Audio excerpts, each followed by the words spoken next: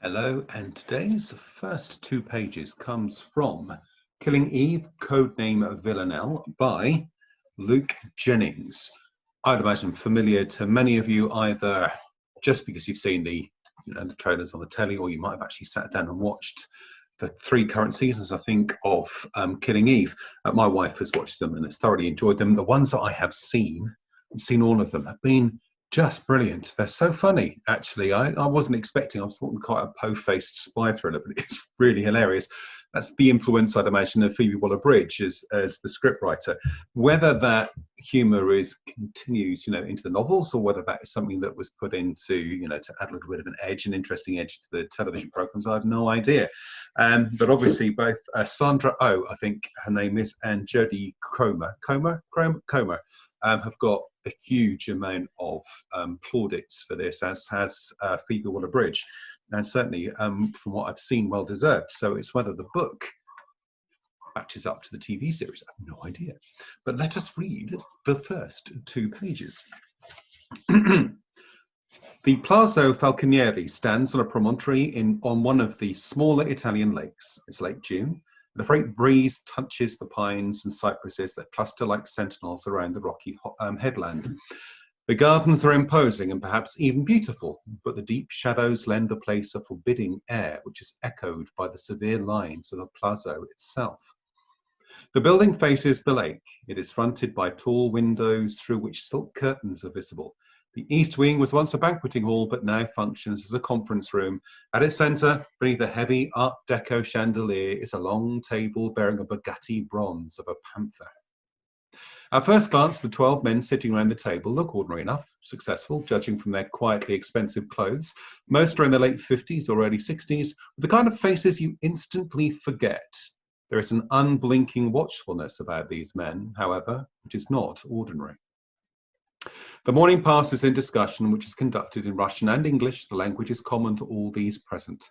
And then a light lunch, antipasti, lake trout, chilled Venetia wine, fresh figs and apricots is served on the terrace.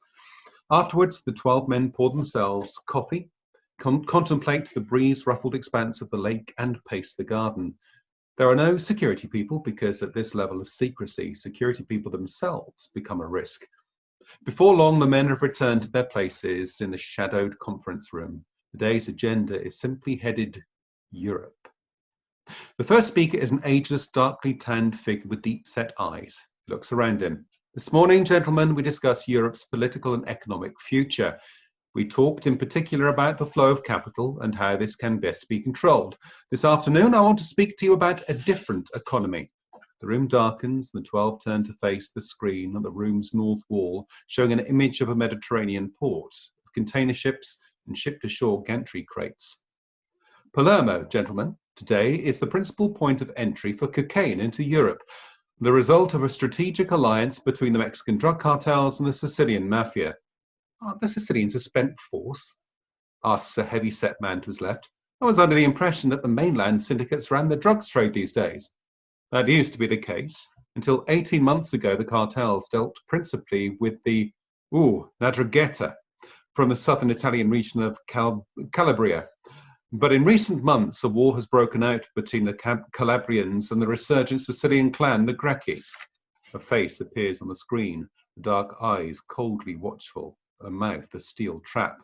Salvatore Greco has dedicated his life to resurrecting the influence of his family, which lost its place in the Costa Nostra power structure in the 1990s, following the murder of Salvatore's father by a member of the rival Matteo family. Here we go. I apologize for the awful Italian, Mexican, whatever it is, pronunciations I got there. Whatever the word, the Ndrangheta is. Sorry. But interesting setup. Obviously, wheels within wheels, and men of power influencing other men of lesser power by the sounds of things. So that is the first two pages of Killing Eve, codename Villanelle by Luke Jennings.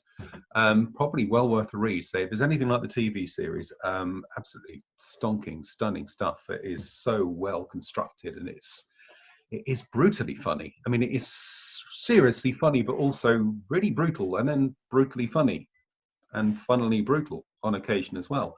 So There we go. Thank you very much for watching. If you found this interesting, give it a bit of a thumbs up or share it with people you might think might like it. And somewhere around here is a subscribe button. So if you hit that, it means that every time I do one of these, it will pop itself into your timeline so you can keep up with what I'm doing. Thank you very much. As always, stay safe, keep well, and I'll see you next time. Bye-bye for now.